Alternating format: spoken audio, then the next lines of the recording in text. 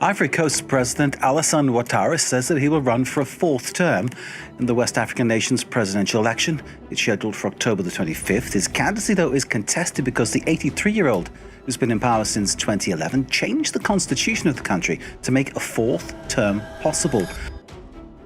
Without a doubt, the people of Ivory Coast are living through one of the biggest betrayals in Africa right now. A few months ago, President Alassane Ouattara looked his people straight in the eye and declared, "I will not run again." It sounded like a promise, a chance for new leadership, a new beginning. But just days ago, everything changed. Ouattara stood before the nation and announced that he would seek power once more. And not just that, he asked Ivorians to trust him. Oui, je suis candidat parce que... Yes, I am a candidate because the constitution of our country allows me to seek another term, and my health permits it.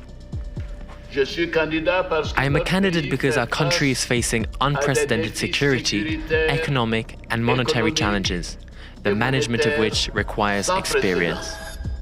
But here's the question. How do you trust a leader who breaks his word so easily? In today's video, we dig deep into Ouattara's shocking U-turn and why this decision could spell disaster for Ivory Coast's future. Stay with us. What we uncover may surprise you. On Tuesday, July 29, 2025, Ivory Coast stood still. President Alassane Ouattara appeared on national television with an announcement that sent shockwaves through the nation.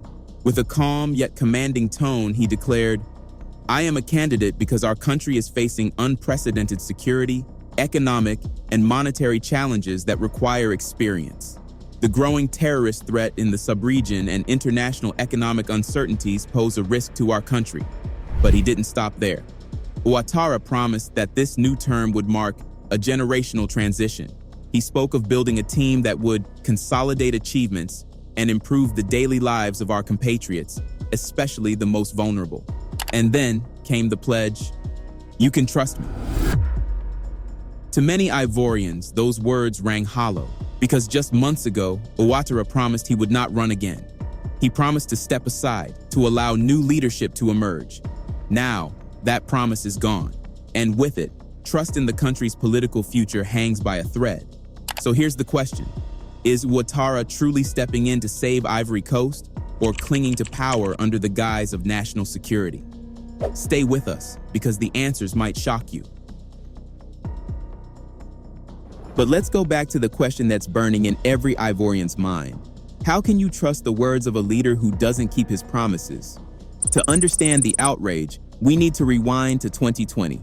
At the time, Ouattara had already served 2 full terms, the maximum allowed by the Constitution. By law, he should have stepped down, but he didn't. Why? The answer lies in 2016. That year, Ouattara pushed through sweeping constitutional changes he insisted were necessary for the nation's progress. But in reality, these changes paved the way for him to reset his own term limits. 2 key amendments stood out: the removal of the presidential age limit of 75, the elimination of the controversial Ivorian clause, which required that both parents of a presidential candidate be born in Ivory Coast. At first glance, these might sound harmless, but in truth, they were tailored for Ouattara himself. He was 74 years old at the time, meaning without this change, he would have been too old to run again. And then there's his lineage. It's no secret that Ouattara's family roots trace partly to Burkina Faso. By removing Ivorian, he cleared another obstacle. Fast forward to 2019. Rumors began swirling that Ouattara would seek a third term. The country erupted in tension. Protests filled the streets. The international community took notice. Then came Ouattara's moment of reassurance, a speech that many now call the ultimate betrayal. Standing before the nation in May 2020, he declared, "There is a need for generational change in Africa. 75% of Africans are under 35 years of age. The French president is 40, my eldest son is 52. It is clear to me that the path is towards a transfer to a new generation." In other words, he promised clearly that he would step down, that he would respect term limits, that Ivory Coast would see new leadership. But just months later, everything changed. Ouattara broke his promise. He ran for a third term and won. Now, in 2025, He's breaking that promise all over again. And the question is no longer just about trust. It's about democracy itself. Then came July 2020, the moment that changed everything. Ivory Coast was preparing for a historic transition. Prime Minister Amadou Gon Coulibaly, widely seen as Ouattara's hand-picked successor, was set to take the reins. But suddenly, tragedy struck. Coulibaly mysteriously died just months before the election. And that's when Ouattara changed his tune. Barely a month later, he stood before the nation and announced he would run for a third term, openly defying the spirit of the Constitution. His justification? Ivory Coast was facing unprecedented security, economic, and monetary challenges, and only an experienced leader could guide the country through the storm. The backlash was immediate and brutal. Protests erupted across the country. Streets burned. Clashes with security forces turned deadly. Hundreds were killed, thousands injured. Tens of thousands fled to neighboring countries, desperate to escape the chaos. And yet, Ouattara went ahead. The election proceeded. Opposition parties boycotted the vote, calling it a sham. And still, Ouattara claimed a landslide victory, cementing his grip on power for a third term. Fast forward to January 2025. At 83 years old, rather than stepping down quietly, Ouattara dropped another bombshell. Speaking with confidence, he hinted that he might run for a fourth term. His exact words, "My health is good enough to serve my country, as long as my party supports my candidacy." Then, almost as if to calm the growing tension, he added, "As of today, I have not yet made a decision, but we all know what happened next." For months, the nation waited. Inside Ivory Coast, across Africa, even in the international community, everyone held their breath for Ouattara's decision. Many believed this was his moment to step aside, to honor his promise, to let Ivory Coast begin a new chapter. Yes, his party had already nominated him, but surely he would decline. Surely, after all the chaos of 2020, he wouldn't do it again. But then, he did. The so-called democratic president, the same man who called on ECOWAS to invade Niger and restore constitutional order, has now shattered his own constitution. Alassane Ouattara will run for a fourth term. And here's the question no one can ignore. How is this democracy? Think about it. The Constitution doesn't support his decision. The people he claims to lead don't support his decision. Yet, he moves forward. Democracy was meant to be a government of the people, by the people, and for the people. But in Ivory Coast and across much of Africa, it has become something else. It's no longer about serving the people. It's about clinging to power at all costs, hiding behind sham elections, and rewriting rules whenever convenient. And that leads us to a chilling question. What is the point of a constitution if the highest office in the land can rip it apart without consequence? And here's the question that every Ivorian is asking. How can the authorities demand citizens respect the Constitution when the man at the very top ignores it? Does it make sense to arrest a citizen for theft or cybercrime because the law says so, when the president himself cannot be held accountable to the same law? These are not just questions. They're a crisis of legitimacy. A true leader should embody accountability. But time and again, President Ouattara has shown the opposite. Even the opposition isn't holding back. Damana Adia Picas, vice president of the party led by former President Laurent Gbagbo, put it plainly. Despite all our warnings, it is clear the president's word holds little weight. The president has deceived the entire nation, which is unacceptable. He went further, promising to use every legal avenue to uphold the Constitution. But will it matter? Because the truth is, Ouattara has been preparing for this all along. Think about it. Months before announcing his candidacy, he was already laying the groundwork for victory. How? By shutting out his rivals.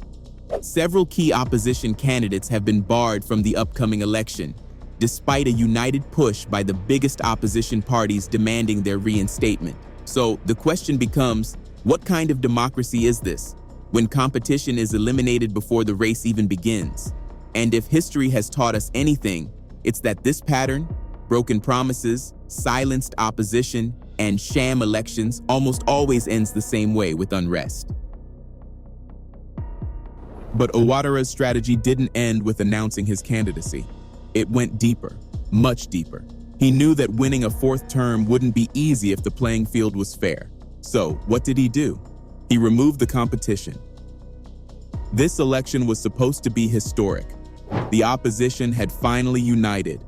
The African People's Party of Ivory Coast, led by former President Laurent Gbagbo, joined forces with the country's largest opposition force, the Democratic Party of Ivory Coast, headed by former international banker Tidjane Thiam. Together, they posed the greatest challenge Ouattara had faced in years. But that alliance didn't last long, because one by one their leaders were struck from the race. Gbagbo, banned. His former right-hand man, Charles Blegoud, banned. Former Prime Minister Guillaume Soro, banned. And then came the knockout blow. Ouattara's most formidable rival, Tidjane Thiam, barred by the courts on a technicality, claiming he was still a French citizen when he declared his candidacy, even though he later renounced it. The streets of Abidjan erupted. Thousands poured out to protest what they called a sham election. Even the international community condemned the move, warning that these disqualifications undermine democracy and strip the electoral process of legitimacy. But Ouattara didn't flinch. He refused to reinstate a single candidate. And why would he? With every major rival removed, the path to power is wide open. Right now, there isn't a single opposition figure strong enough to challenge him. And maybe that was the plan all along.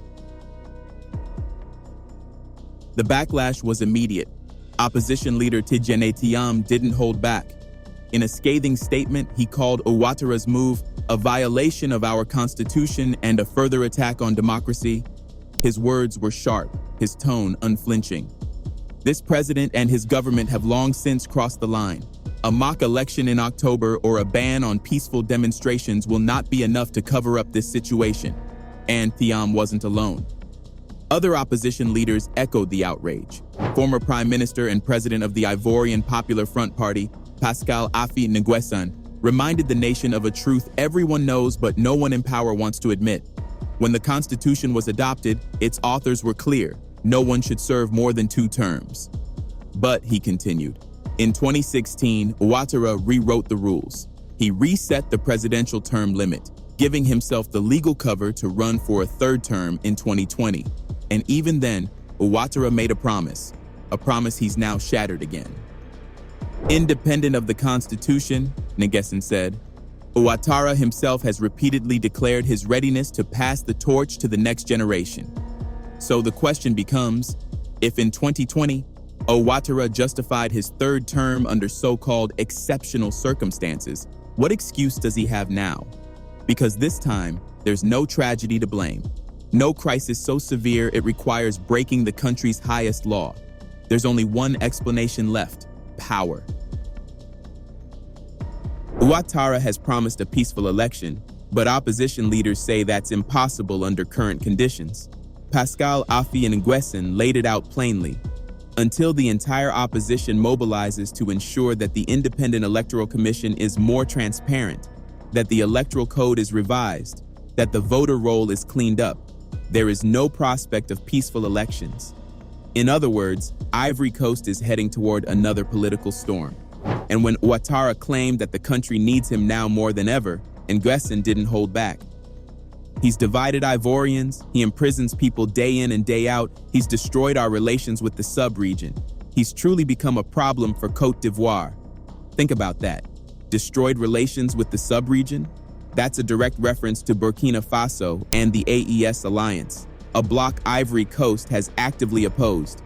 So, for anyone who still believes Ivory Coast isn't sabotaging Burkina Faso, this statement is your proof. The rift is real. The hostility is growing.